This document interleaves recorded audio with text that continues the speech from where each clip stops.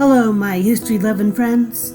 Today, we find ourselves at a beautiful and historical Crown Hill Cemetery. I shall inform you of the tale of a man's exploits, how he sold this cemetery 180 acres of rich farmland, and to his tragic end beneath an early 1900s automobile.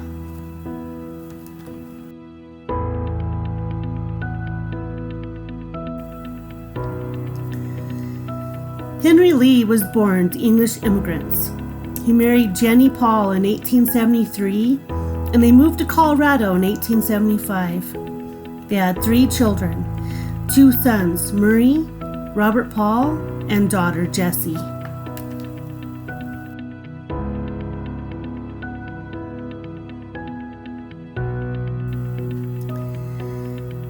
He became well known as a Denver and Colorado pioneer, traveling to Denver to follow brother William from Iowa in 1845.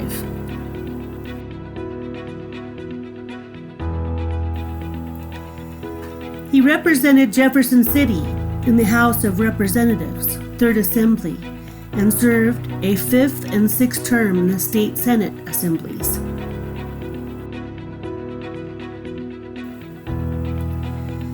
He introduced a bill for the sale of City of Denver at a nominal price, without competition, of 2 sections of school land for park proposals, to become Denver City Park, to be acknowledged as father of the park system, park commissioner under Mayors Johnson and Spear.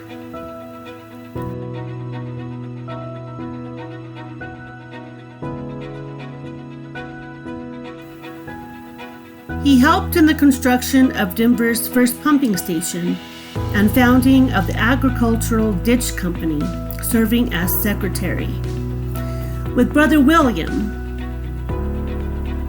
they began the Lee Brothers lateral irrigation ditch running along Middle Golden Road, now 32nd Avenue, as well as the Lee Sand and Gravel Company, along Youngfield from 38th Avenue to North Golden Road, now 44th Avenue.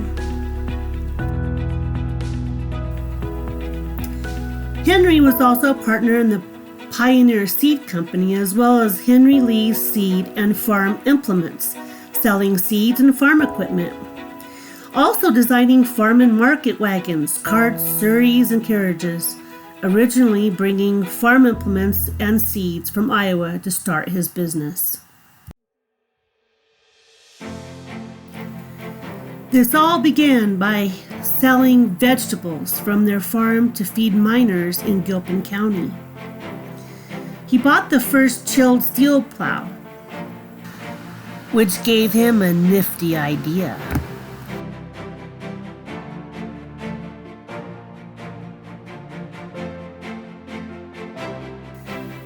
With his newfound business ventures, Henry bought 500 acres to include much of Wheat Ridge and Edgewater. His farmhouse in the corner of 29th and Wadsworth.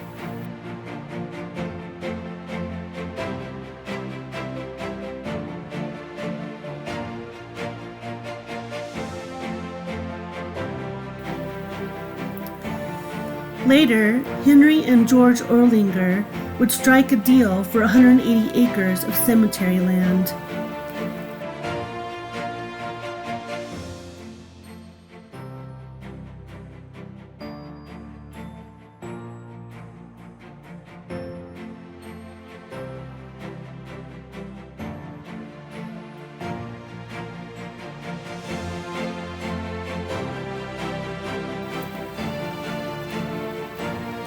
Here we have arrived to Henry Lee's family plot, on the very land he sold to George Orlinger to broaden the cemetery. Henry Lee began his business by selling vegetables to feed miners in Gilpin County up in the mountains. He is here with his wife and 2 sons. I don't know where his daughter Jessie is. She was a school teacher.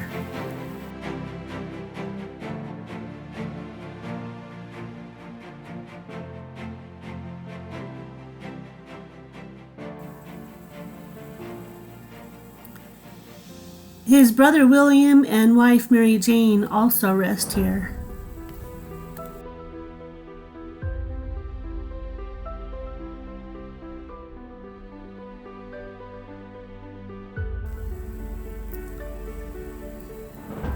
Henry is also known for being the first pedestrian motor vehicle accident in Colorado in 1914. On March 30th, 1914, in a theater district on 16th and Curtis, he stepped out in front of an early 1900s car and was ran over. He was unconscious for 3 weeks before succumbing to his injuries. He was hit by a William K. Melton of Paco Street, who was arrested and later released.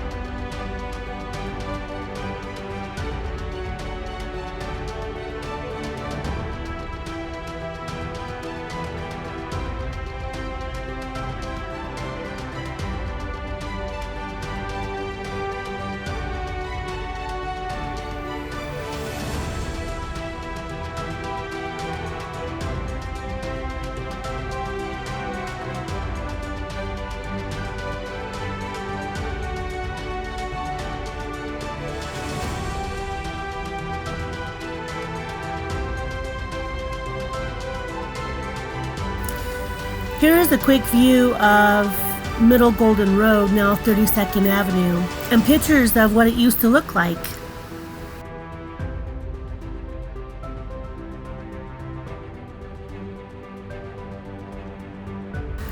All farmland, agricultural ditches, and farm families.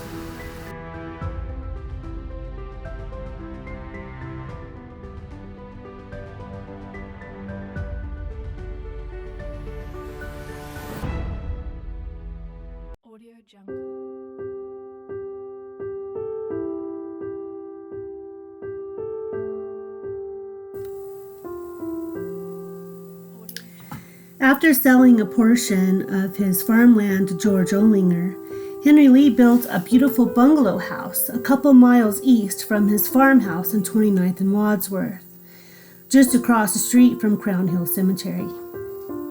We drove by the house, now an Airbnb. Maybe someday soon we'll do an overnight and have a slumber party and speak to Henry Lee in his own house.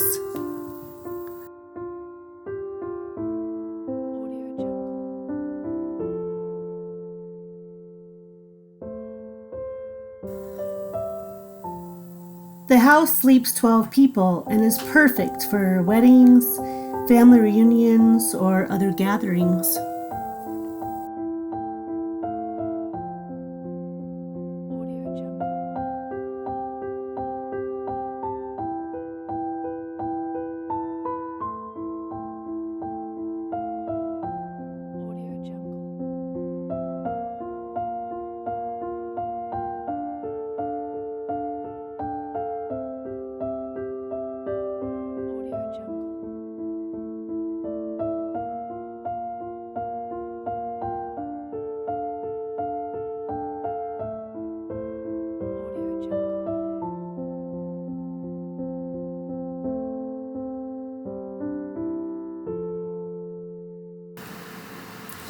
Oh, to this beautiful tower of memories.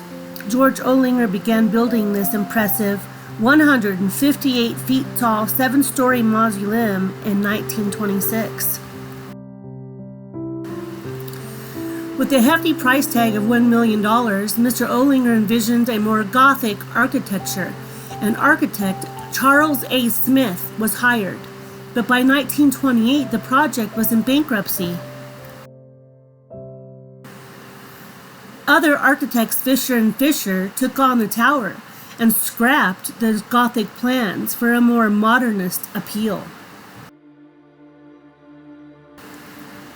The World War halted the project, but by 1950 granite was finally added to the outer finish, and the tower stood proud, even helping pilots land their planes onto Stapleton Airport because of its landmark status. The tower holds over 11,000 remains and is 75% full. Many famous people have been interred here as well as brought to the mortuary. One of the most famous and intriguing is Buffalo Bill. His body kept here while Colorado and Wyoming fought over where to inter his body, now resting at Lookout Mountain.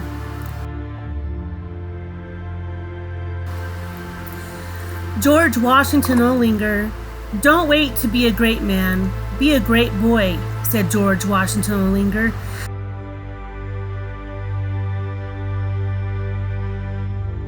George Washington Olinger began a group for boys in 1916 to 1928 called the Highlander Program, from 1,200 to 12,000 boys to grow through his program. Parents were very enthusiastic about the Olinger Highlander Boys program that they put their boys in a long list. Mr. Olinger's philosophy of living and giving is too well exemplified, the parents would say.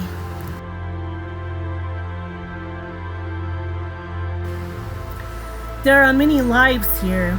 I will come back soon to tell you more stories from this beautiful and silent tower.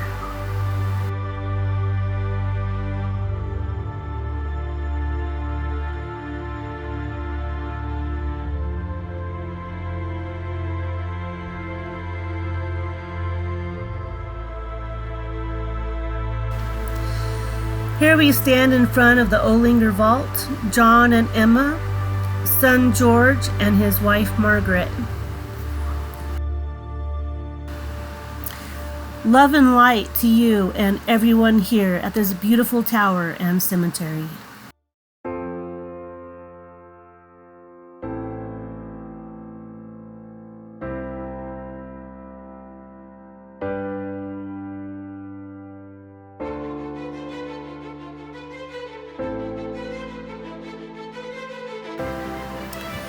There are 7 stories here in this tower. 4 are open to the public.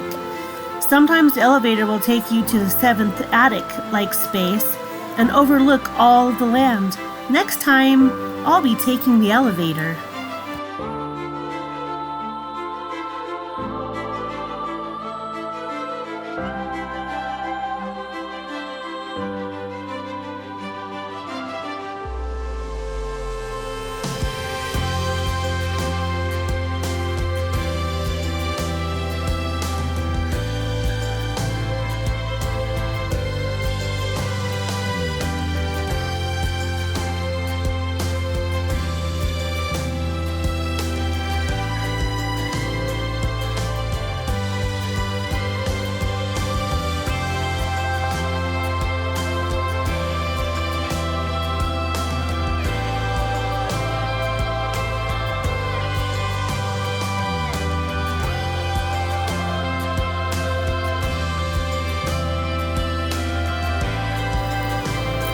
Biagio Salito, 1879 to 1972, born March 26, 1879, in Cardito, Napoli, Italy. Passed in September of 1972 at age 93. Large family resting place here in the Tower of Memories.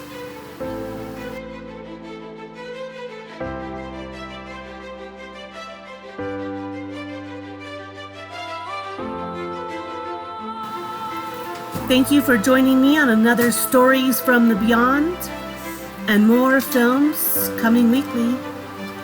Love and light to all who rest here, and to all my friends and family. Have an amazing day.